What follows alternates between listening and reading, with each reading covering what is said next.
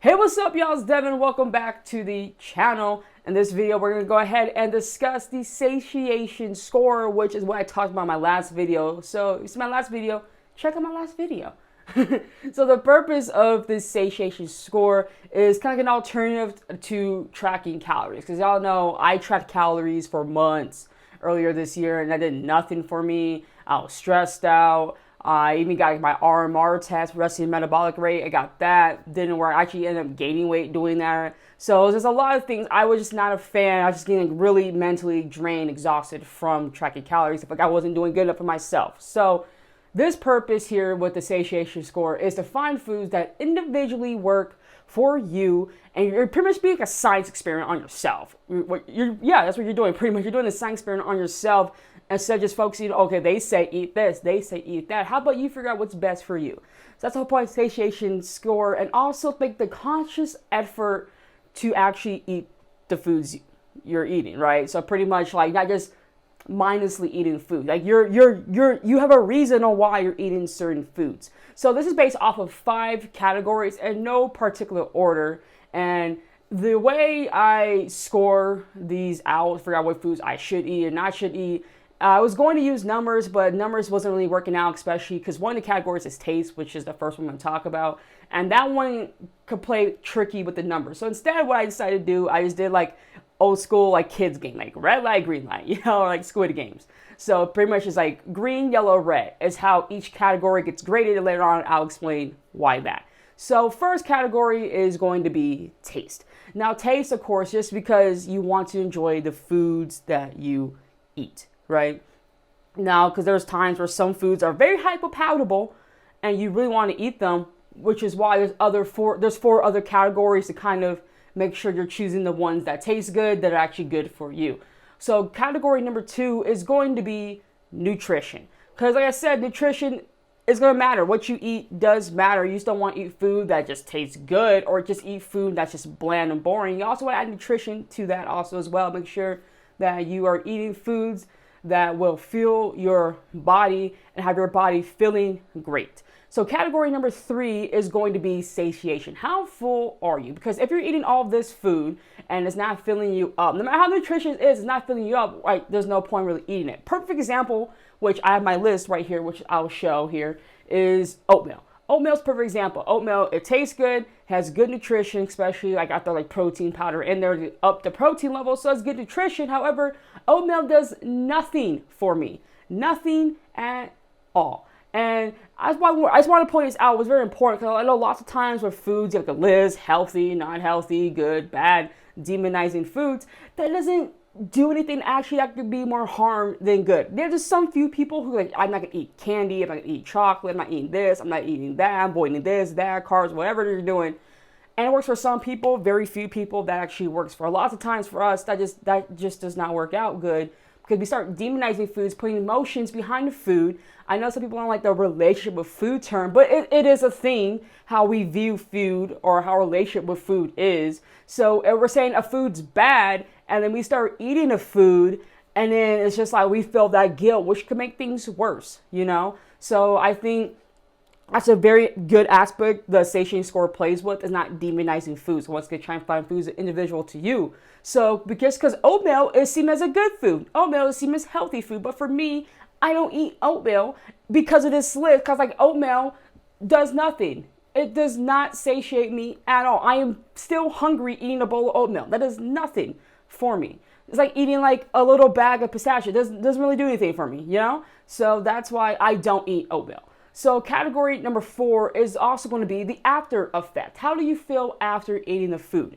And there's lots of foods I thought they were delicious, they were good, they could have been nutritious for me or whatever, but then they do horrible things to me afterwards. Like lots of common things is like sleepy, bloatiness, even like fast food, right? Because once again, I'm not trying to demonize food. So on my list here, I have several fast food places. Instead of just lumping fast food into one, I want to put individually, because I want to individually see which one is affecting me. So I might have like Chipotle, for example. Chipotle, I have bloated, sleepy, nausea. No, that's Papa John's. Papa John's is bloated, sleepy, nausea. So I don't eat Papa John's no more because after having Papa John's, I had like recently, because I just had recently, I had Papa John's, and I don't want Papa John's no more, is because of the fact that it makes me bloated, sleepy, nausea. Instead of being like, oh, you know, Papa John's is bad for you, it's not healthy, has this sodium, lots of fats, and all that's not good for you at all. I'm like, I'm not eating Papa John's because it's bloated, it makes me sleepy, and it gives me nausea.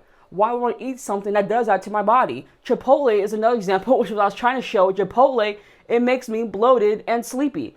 So it's like, why eat all these foods? So for me, it's just like going down individually. Because, I mean, let's be real. There's times where you might be out and your friend's like, oh, let's go here, let's go here.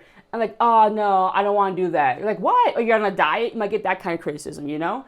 Like, oh, come on, it's just a one time, don't worry about it. But then you just explain to them you're not eating these foods because they make you feel like this, this, and this. Like, oh, okay. So that can kind of help with the social pressure also as well. And which involves the fifth category, which I'll just read out the stuff for, is the comments. And the comments is really puts the conscious effort into what you're eating. Because if you're saying, I don't want to eat it because it makes me feel bad, well, why does it make you feel bad? Well, now you know. So in this case, no, it makes me bloated, sleepy, nausea. I don't eat it. Or there's some foods I found out with like salmon and sweet potatoes, I feel very satiated afterwards. I don't have any energy crash. That's a big thing, especially during work. How many times like us at work, we're like, oh, you know, I ate lunch and all of a sudden I'm too tired to work.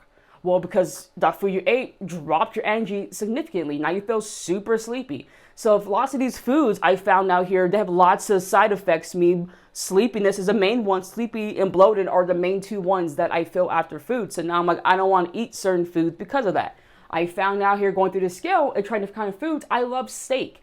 I absolutely love a steak. Steak, I buy grass-fed steak, so it's expensive, but I love it. I love a New York strip steak, a ribeye steak. I absolutely love it. So I eat steak a lot more because steak is good nutrition. It tastes great. It fills me up, very satiating, and I don't have any after effects from it.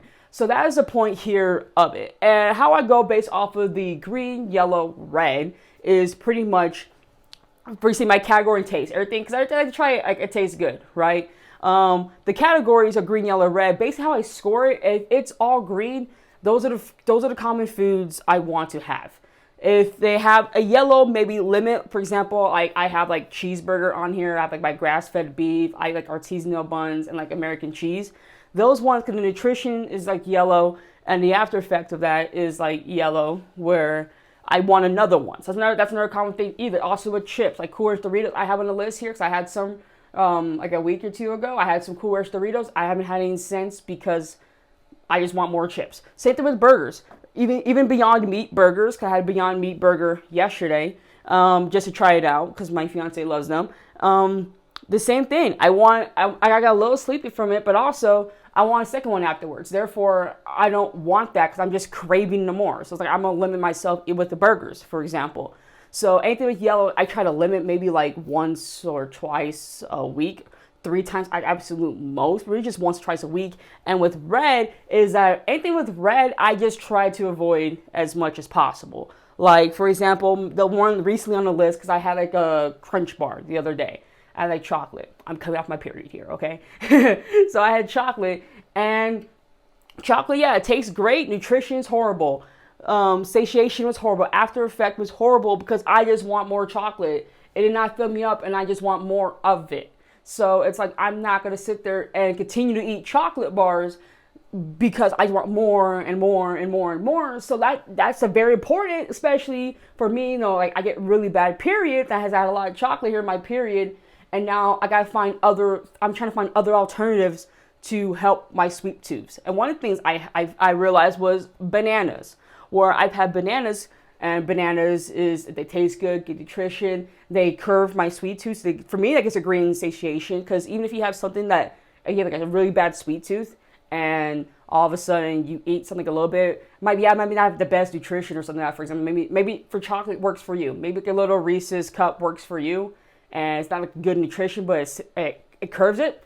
That's great. So then for me, bananas gets a green, and after effect gets a green. So I feel good after eating bananas, tastes good, nutrition good. So I like to eat bananas. And now I eat banana every day, for example, especially if I'm trying to get one fruit in a day, following like Libet Stark's like kettlebell program. Like I also eat bananas every morning. That's like my part of my morning breakfast is a banana, for example. So for me overall, just going through this is definitely has been helping because you're putting that conscious effort into it on what exactly you're eating. It's kind of like alcohol. So for me, I was a huge alcohol like binger. Like I was a binger alcohol where I drink to get drunk. And I don't drink for taste. I drink literally, I will drink it. It may taste bad with the exception of beer because I do not like beer at all. Do not ever offer me beer. You see me, please don't. But like I'll drink like vodka, for example, or tequila straight.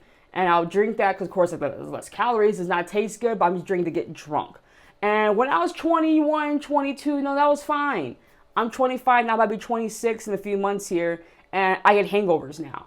And my energy is horrible. I have terrible sleep. So now I don't drink as much. And even if I do drink, I don't binge like that. I used to take like 10, 12 shots a night. Now it's down to like 4 or 5, you know? So it's like treating food like treating alcohol. And this is a way for me to do so. Find foods that I enjoy and just continue eating those kind of foods here. Like I even have I have like a master list of this. And on the sides here, I have meals. Because what I come to find out with meals is that I'm not so much a breakfast person. Like I want breakfast foods. That's just not me, with the exception of like eggs and bacon.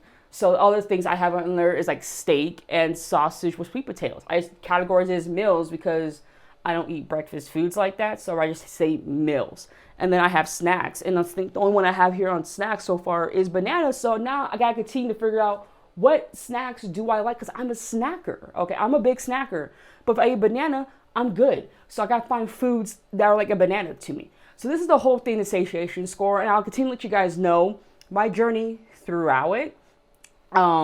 With the hopefully I feel like it's helping. Just I'm saying more conscious effort, because even such things as like, okay, well I don't want that because of this, or I do want that because of this. Like now I have salmon. I have salmon now. I have chicken now. I have steak. Those are the main 3 things I'm starting to eat a lot more of, for example. So overall, it's just been helping. So let me know if you're going to try it out or what you think of the satiation score. If it's a good alternative to counting calories. Like I said, if you don't want to count calories, but you want to have some kind of tracking, I do recommend trying out the satiation score.